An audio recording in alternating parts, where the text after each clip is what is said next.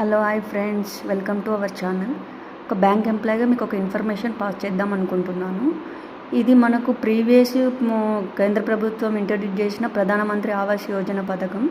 ఇప్పుడు 2024 సెప్టెంబర్లో మళ్ళీ కొత్తగా ప్రధానమంత్రి ఆవాస్ యోజన అర్బన్ 2.0గా రిలీజ్ చేసింది.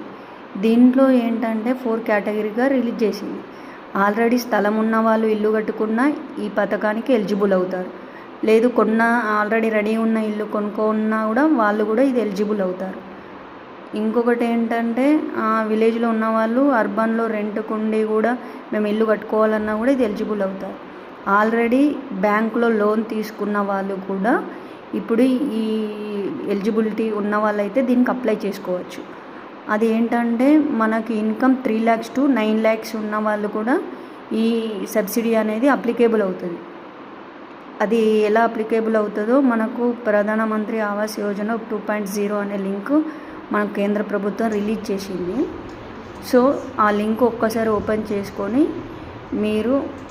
మీరు ఆల్రెడీ బ్యాంక్లో లోన్ తీసుకొని ఉండుంటే మీకు ఈ సబ్సిడీ వర్తిస్తుందో లేదో ఒకసారి చెక్ చేసుకొని మీకు దగ్గరలో ఉన్న కామన్ సర్వీస్ సెంటర్కైనా వెళ్ళి అక్కడైనా మీరు ఈ అప్లికేషన్ పెట్టుకోవచ్చు.